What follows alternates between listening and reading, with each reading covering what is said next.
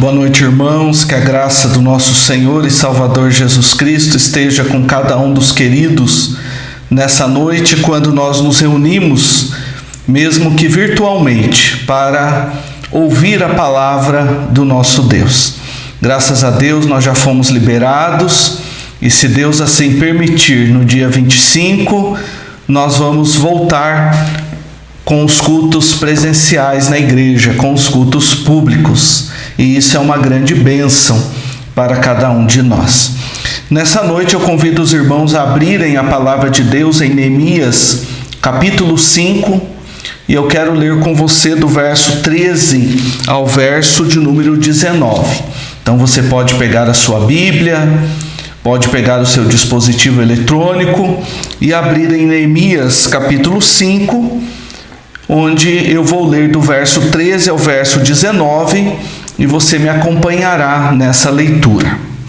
A palavra de Deus nos diz: Também sacudi o meu regaço e disse: Assim o faça Deus, sacuda de sua casa e de seu trabalho a todo homem que não cumprir esta promessa. Seja sacudido e despojado. E toda a congregação respondeu: Amém. E louvaram o Senhor. E o povo fez segundo a sua promessa. Também desde o dia em que fui nomeado seu governador na terra de Judá, desde o 20º ano até o 32º ano do rei Artaxerxes, 12 anos, nem eu nem meus irmãos comemos o pão devido ao governador.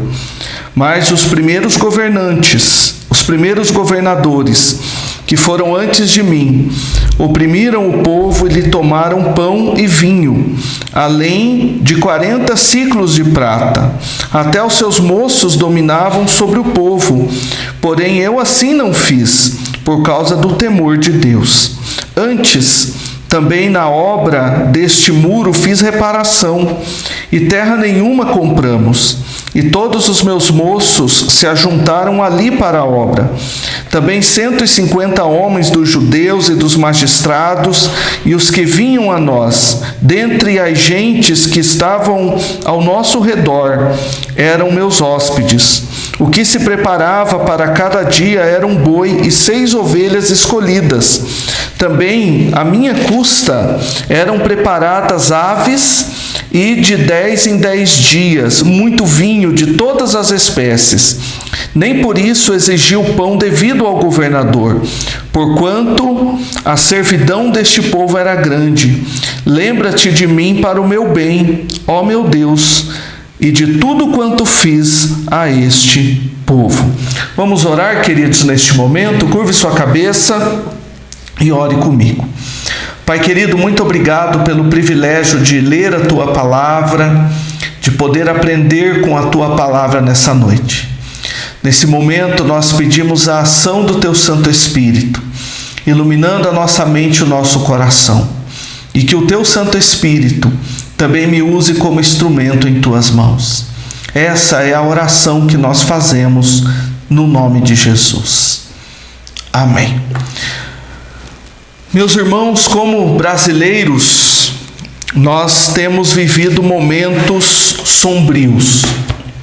E eu não me refiro apenas ao coronavírus, mas na esfera pública, aqueles que deveriam dar bom exemplo para a população estão mais preocupados em ficarem ricos por meio de um cargo político do que em servirem aqueles que o elegeram. É claro, meus irmãos, que nós devemos ser justos e entender que existem bons políticos, sim. Existem aqueles políticos que estão visando o bem do seu povo. Mas, na maioria das vezes, o que nós temos ouvido são matérias, a mídia divulgando aqueles políticos que não têm usado o seu cargo público para o bem-estar da população, mas apenas para o seu bem-estar. Infelizmente, meus irmãos, essa falta de bom exemplo também atinge a igreja evangélica em alguns dos seus segmentos. E esse fato recebeu um tratamento muito especial da mídia nesses últimos dias por causa da votação do STF sobre a legitimidade de os governos estaduais e municipais proibirem os cultos presenciais nas igrejas, tendo como objetivo conter a contaminação do coronavírus. Não quero entrar no mérito da questão, irmãos, se eles estão corretos, se eles estão errados. Não é isso que eu quero trabalhar com os irmãos nessa noite. Mas o que eu quero falar com os irmãos é que, por conta dessa votação, a mídia deu um tratamento todo especial para as igrejas evangélicas e também para as igrejas cristãs. Sabemos que entre aqueles que querem a volta do culto público, como eu e como você, que somos pastores sérios, que estamos preocupados com a vida espiritual da igreja, porque entendemos que o culto presencial é essencial para o fortalecimento do povo de Deus nesses momentos difíceis.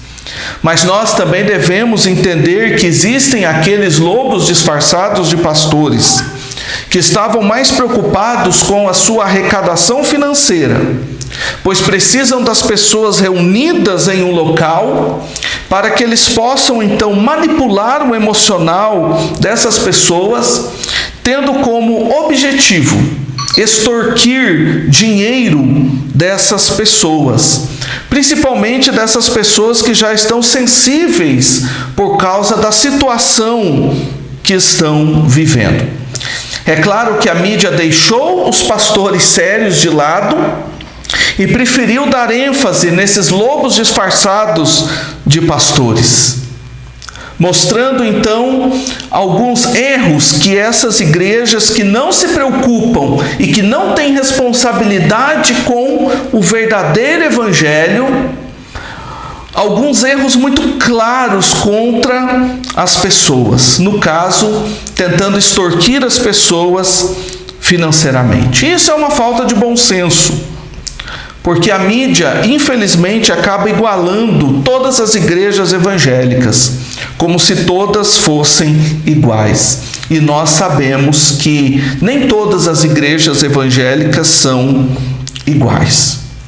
Quando nós pensamos nesse contexto que nós estamos vivendo e olhamos para o texto que nós lemos nessa noite, nós percebemos que há uma similaridade muito clara em relação aos dias que nós temos vivido.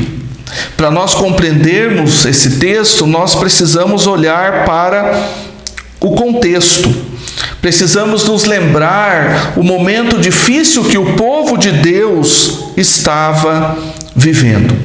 Mas interessante, irmãos, é que o povo de Deus estava vivendo momentos difíceis, porém cumpriram o seu papel de denunciar aquilo que estava errado no seu meio, no meio da sua nação. O povo denunciou alguns problemas muito complicados naquele contexto. Pessoas que não possuíam terras e precisavam se alimentar. Infelizmente, a fome era algo muito latente naquele contexto. E pessoas que infelizmente não possuíam terras, não podiam plantar, não podiam colher, e por isso precisavam de alimentos, e na falta desses alimentos estavam passando fome. Pessoas com dificuldade para sustentar as suas famílias, embora possuíssem terras. Mas o que aconteceu? Eles tiveram que hipotecar as suas casas e os seus campos para comprar comida. Outros fizeram empréstimos para pagar os impostos reais e não estavam conseguindo pagar este empréstimo por causa dos juros. E ainda existiam aqueles judeus ricos que ao invés de ajudarem os mais necessitados, estavam explorando os seus irmãos, chegando até o ponto de tomar os seus filhos e filhas como garantia em relação a dívidas. E esse último aspecto é muito delicado. Por quê? Porque muitos pais preferiram ver seus filhos e filhas como escravos, ao invés de vê-los passando fome. O desespero dos pais era tanto, porque diante dessa situação eles não podiam fazer nada. Então, diante de nós, irmãos, nós temos aqui a injustiça social levada até as últimas consequências no meio do povo de Deus e trazendo resultados desastrosos para a comunhão do povo. Neemias então tomou conhecimento dessa situação por conta do povo ter denunciado. A palavra de Deus diz que ele passou um tempo considerando o que estava acontecendo, ficou muito aborrecido e tomou uma atitude. Qual era a atitude? Chamar a atenção dos líderes, exortar os líderes, tanto particularmente como publicamente. Pela graça de Deus, esses líderes se arrependeram e prometeram diante de Deus e dos homens que iriam reparar os seus erros, devolvendo ao povo o que lhes era devido. Diante dessa promessa, Neemias passou a enfatizar a maneira como ele agiu como um líder político que temia a Deus. Um bom exemplo de alguém que servia a Deus, digno de ser seguido. Por isso, nessa noite, meus queridos irmãos, nós vamos aprender sobre um bom exemplo a ser seguido. E o primeiro aspecto que nós podemos extrair desse texto como um bom exemplo na vida de Neemias é que ele não se aproveitou de sua posição como líder. Olha o que ele diz no verso 14 e no verso 15. Também desde o dia em que fui nomeado seu governador na terra de Judá, desde o 20º ano até o 32º ano do rei Artaxerxes, 12 anos, nem eu nem meus irmãos comemos o pão devido ao governador. Mas os primeiros governadores que foram antes de mim oprimiram o povo e lhe tomaram pão e vinho, além de 40 ciclos de prata. Até os seus moços dominavam sobre o povo, porém eu assim não fiz, por causa do temor de Deus. Neemias, meus queridos irmãos, começa a mostrar para o povo que ele não usufruiu de alguns privilégios que ele teria como governador daquela província. Lembrando, irmãos, que eram direitos legítimos, que atenderiam às necessidades de Neemias e do seu grupo como governador. O primeiro direito que ele abriu mão foi o pão devido ao governador, que era uma cota estipulada de gêneros alimentícios para manter a estrutura administrativa. Ou seja, eles retiravam do povo uma parte de gêneros alimentícios, um imposto, uma parte de gêneros alimentícios para entregar, para que eles pudessem então manter a estrutura administrativa. Neemias, meus queridos, deixou claro que tanto ele como seus assistentes não usavam os fundos oficiais para cobrir suas despesas pessoais, como também não cobraram do povo este imposto devido. Eles pagavam as suas despesas com seus próprios recursos, com seus próprios salários.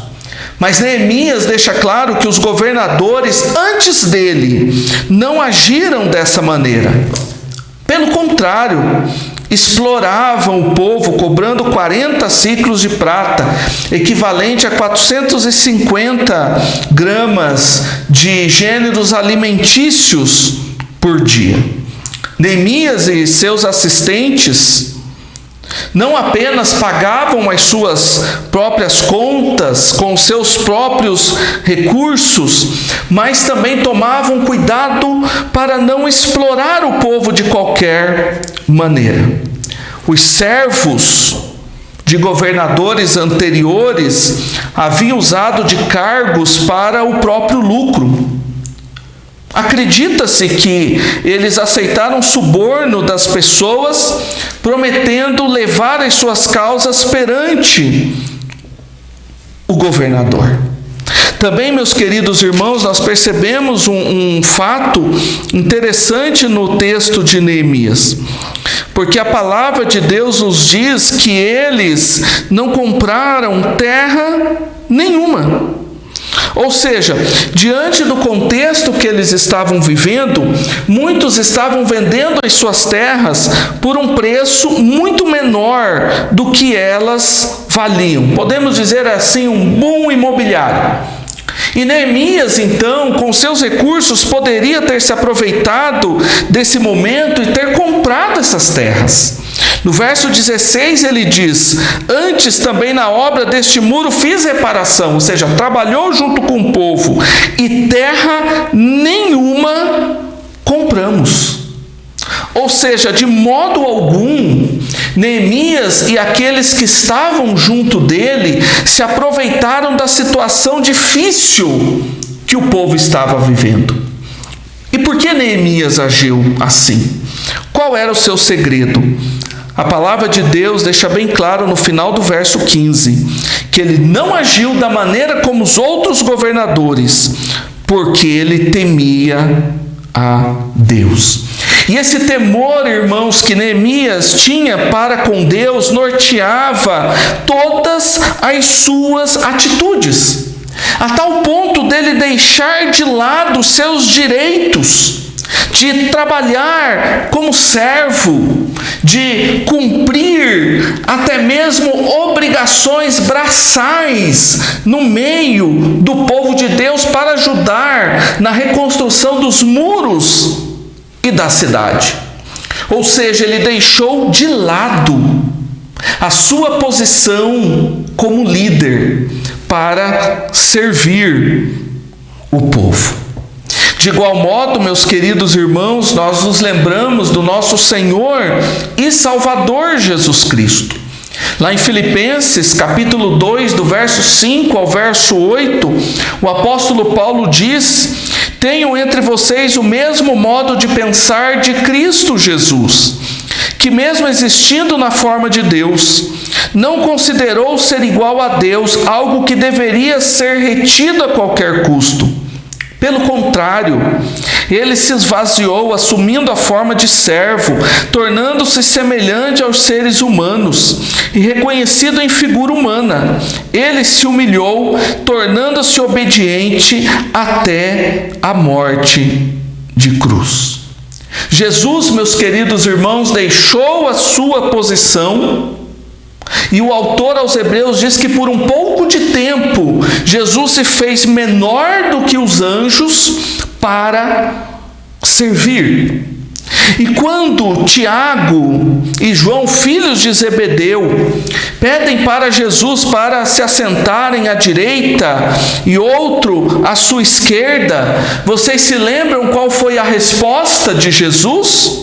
Que nós podemos ler lá em Marcos capítulo 10, verso 42 a 45, olha o que Jesus respondeu. Mas Jesus, chamando-os para junto de si, disse-lhes: sabeis que os que são considerados governadores dos povos têm-nos sob seu domínio, e sobre eles os seus maiorais exercem autoridade. Mas entre vós não é assim. Pelo contrário, quem quiser tornar-se grande entre vós, será esse que os sirva. E quem quiser ser o primeiro entre vós será servo de todos. Pois o Filho do Homem não veio para ser servido, mas para servir e dar a sua vida em resgate por muitos. Seja na igreja, seja em nosso trabalho, seja no nosso relacionamento familiar, nós, como servos de Deus, que tememos a Deus, não podemos usar a nossa posição de líder para adquirirmos favores especiais.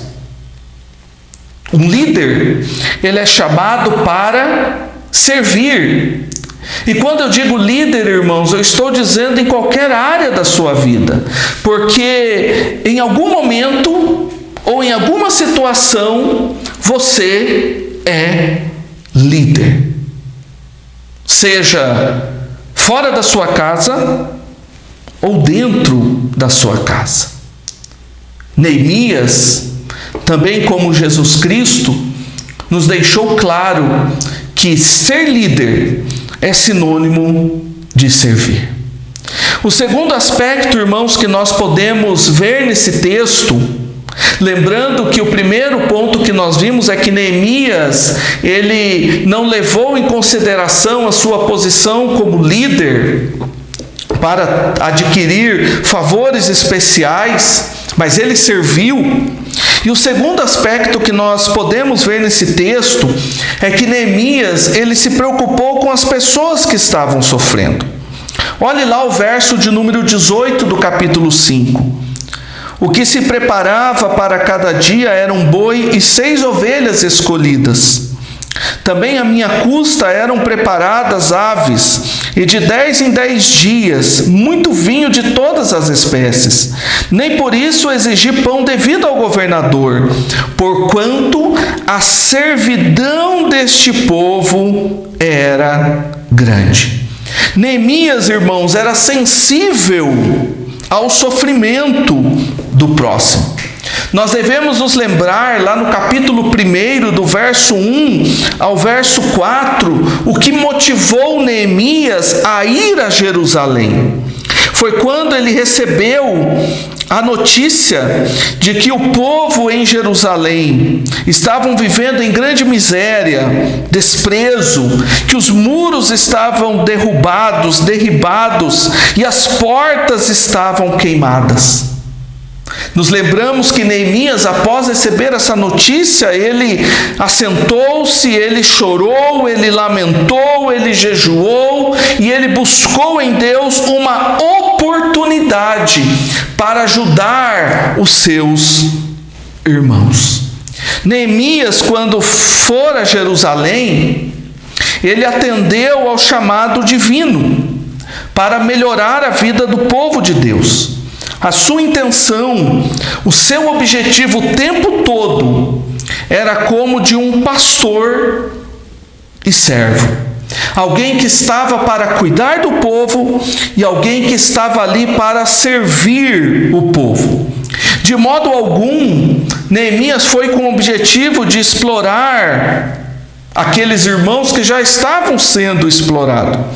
Pelo contrário, ele ajudou aqueles irmãos, provendo a eles o alimento, emprestando dinheiro sem cobrar juros, perdoando dívidas de impostos, resgatando judeus escravos, pagando do seu bolso valor por esses judeus que foram entregues, até mesmo pelos seus irmãos, como escravos. A palavra de Deus nos diz no texto que nós lemos que ele alimentava mais de 150 convidados regularmente, tanto residentes em Jerusalém como visitantes. E Neemias deixa claro no verso 18: também à minha custa eram preparadas aves e de 10 em 10 dias muito vinho de todas as espécies. Quando Neemias diz também à minha custa, ele está dizendo que além desses 150 convidados que ele alimentava regularmente, ele também abriu a porta da sua casa para alimentar aquele povo que passava fome, para atender às necessidades daquelas pessoas. Estima-se, meus queridos irmãos, que este alimento que o texto está falando era tão importante porque ele poderia atender aproximadamente 500 pessoas. Imagina, irmãos, Neemias, além dos 150, ainda preparava alimento para atender mais de 500 pessoas. E por que ele agiu dessa maneira? Porque ele teve compaixão daquele povo que estava sobrecarregado. Os governadores que haviam passado antes dele haviam abusado dos seus direitos. E Neemias agora estava renunciando a esses direitos por amor aos seus irmãos. Ele usou os recursos financeiros que ele possuía para ajudar os necessitados e assim demonstrou um profundo amor pelos seus irmãos judeus. Quando ele agiu dessa maneira, ele então demonstrou um amor prático. Aquele amor, irmãos, que nós podemos ler em Tiago, capítulo 2, do verso 14 ao verso 18. Meus irmãos, qual é o proveito se alguém disser que tem fé, mas não tiver obras? Pode acaso semelhante fé salvá-lo? Se o irmão ou irmã estiverem carecidos de roupa e necessitados do alimento cotidiano, e qualquer dentre vós lhes disser, ide em paz, aquecei-vos e fartai-vos, sem contudo lhes dar o necessário para o corpo, qual é o proveito disso? Assim também a fé, se não tiver obras, por si só está morta. Mas alguém dirá, tu tens fé e eu tenho obras. Mostra-me essa tua fé sem as obras, e eu com as obras te mostrarei a minha fé. Sabemos, meus queridos irmãos, que de modo algum Tiago está defendendo a salvação pelas obras. Mas o que Tiago está dizendo é que se nós temos recursos financeiros para ajudar os nossos irmãos necessitados, então nós devemos demonstrar a nossa fé ajudando-os. O apóstolo Paulo, em Efésios capítulo 2, do verso 8 ao verso 10, nos diz: porque pela graça sois salvos mediante a fé, e isto não vem de vós, é dom de Deus, não de obras, para que ninguém se glorie, pois somos feitura dele, criados em Cristo Jesus para boas obras, as quais Deus de antemão preparou para que andássemos nelas. E lá em Apocalipse, capítulo 14, verso 13, o apóstolo João escreve: então ouvi uma voz do céu dizendo, escreve, bem-aventurados os mortos que desde agora morrem no Senhor. Sim, diz o Espírito, para que descansem das suas fadigas, pois as suas obras os acompanham. Quando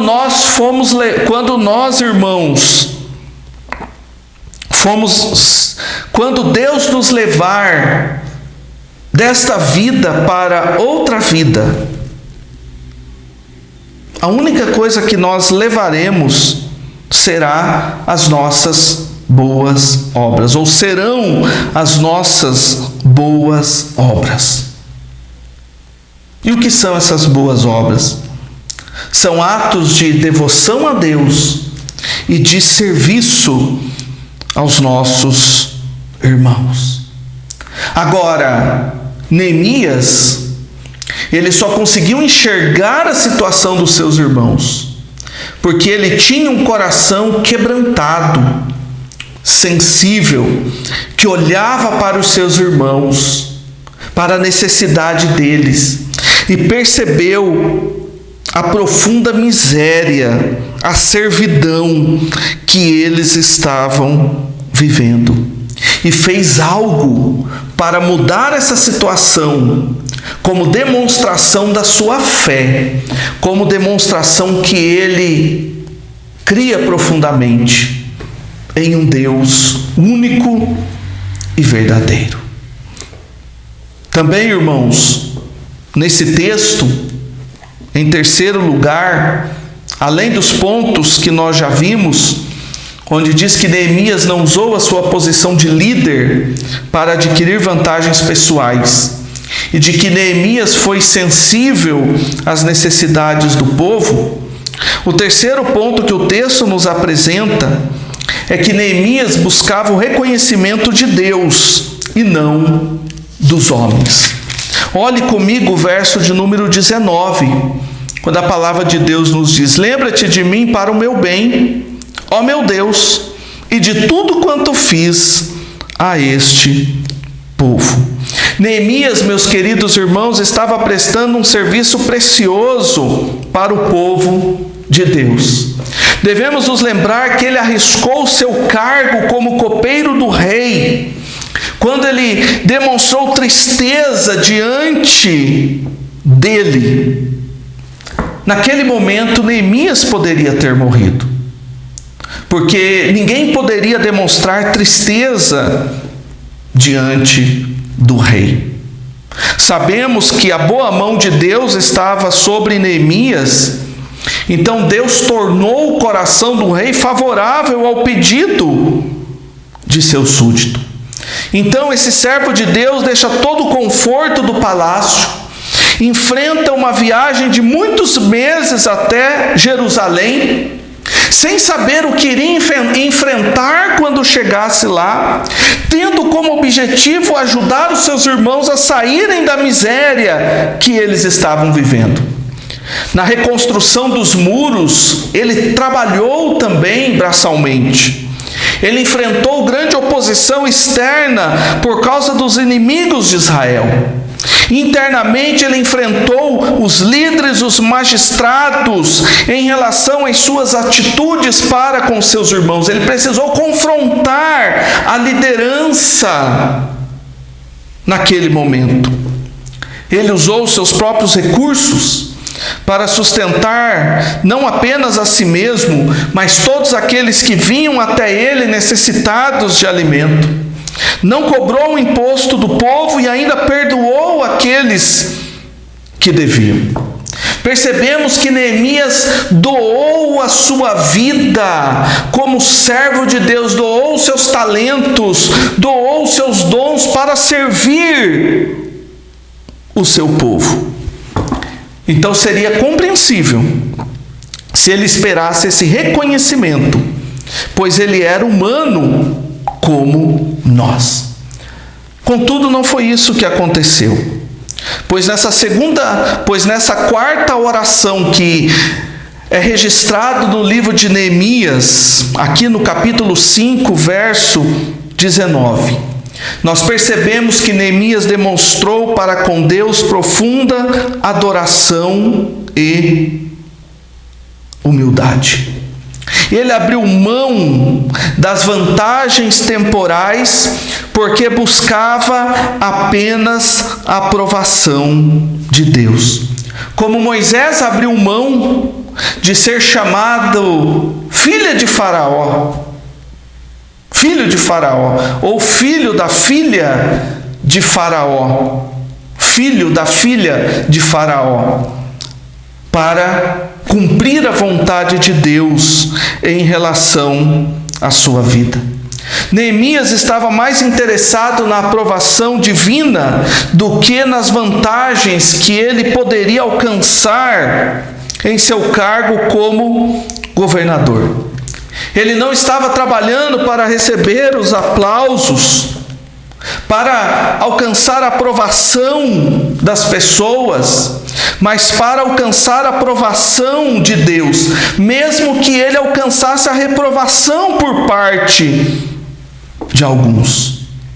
Um comentarista bíblico diz que Neemias, nessa oração, menciona Deus não como se ele achava que tinha que merecer qualquer favor de Deus, como uma dívida, mas para mostrar que ele não olhou para nenhuma recompensa da generosidade dos homens, mas dependia apenas de Deus para fazer até o que ele tinha perdido.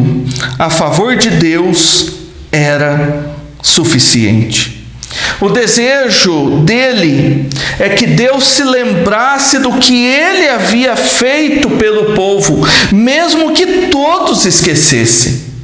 E sabe o que é interessante, irmãos? É que Deus se lembrou. E o fato disso é que nós temos um livro com seu nome contando a sua história.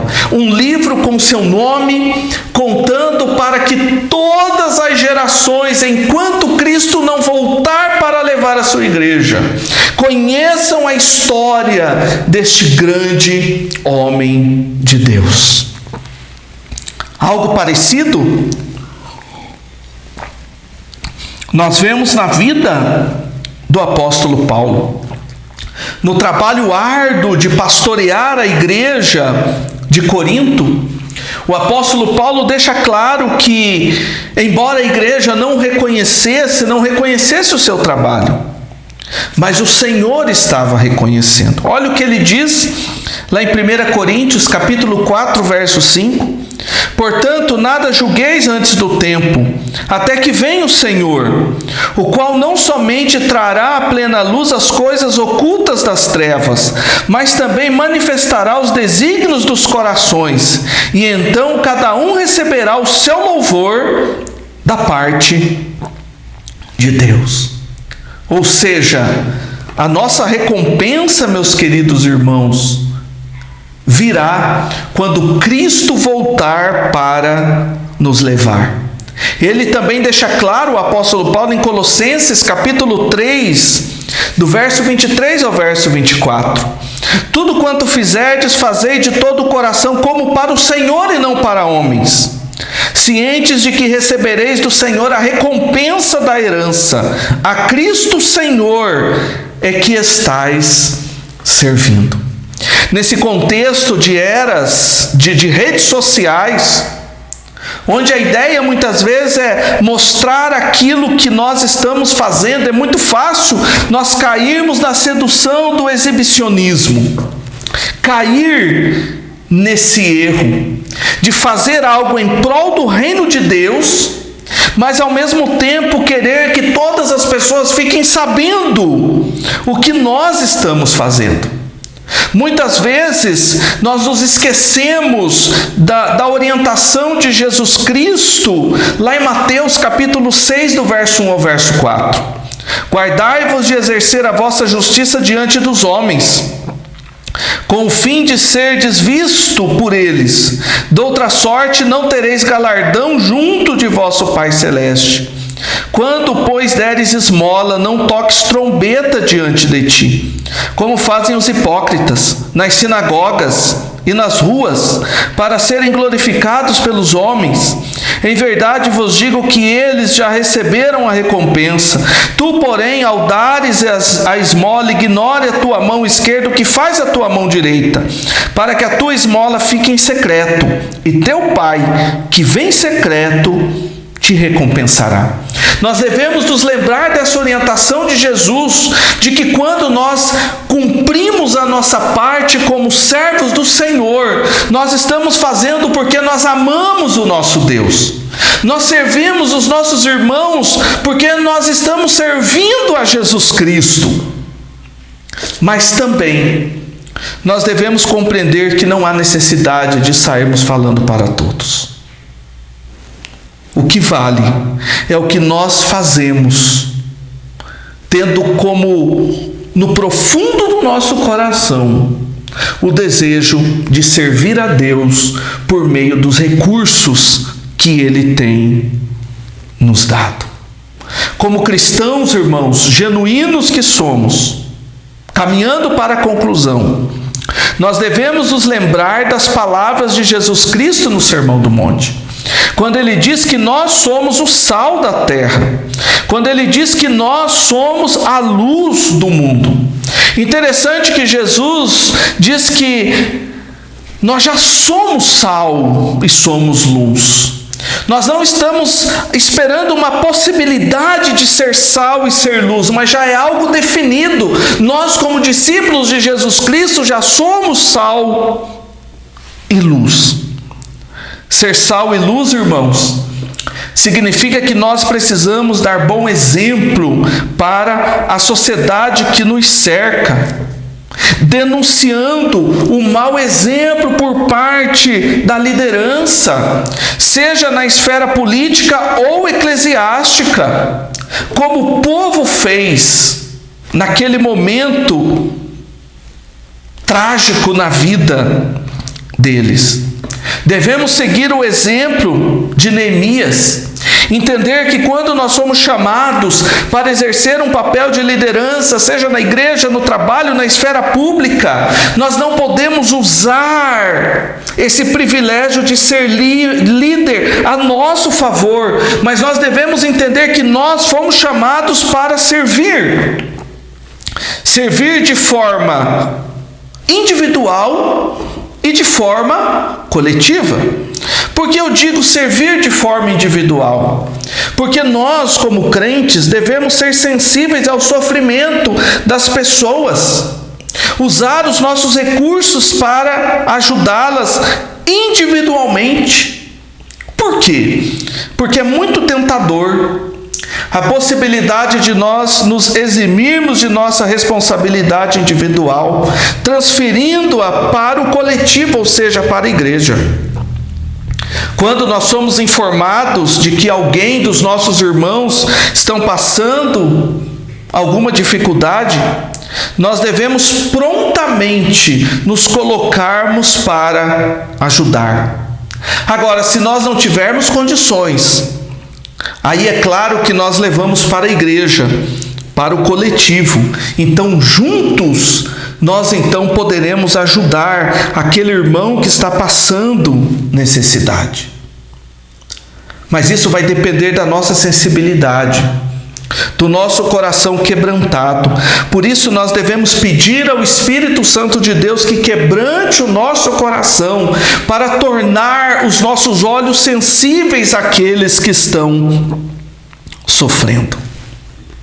Esse trabalho, meus irmãos, nem sempre é fácil. Normalmente é árduo, porque nós não vamos receber a recompensa dos homens. Mas nós devemos entender que a nossa recompensa vem de Cristo. Olha o que a palavra de Deus diz lá em Apocalipse 22, verso 12. E eis que veio sem demora, e comigo está o galardão que tenho para retribuir a cada um segundo as suas obras. Mas enquanto Cristo não volta para buscar a sua igreja, nós devemos olhar para as palavras do apóstolo Paulo em 1 Coríntios, capítulo 15, verso 58, decorar essas palavras e fazer com que estas palavras se tornem o nosso lema. Quando ele diz: portanto, meus amados irmãos, sede firmes, inabaláveis e sempre abundantes na obra do Senhor, sabendo que no Senhor o vosso trabalho não é vão. O trabalho de Neemias não foi vão no Senhor.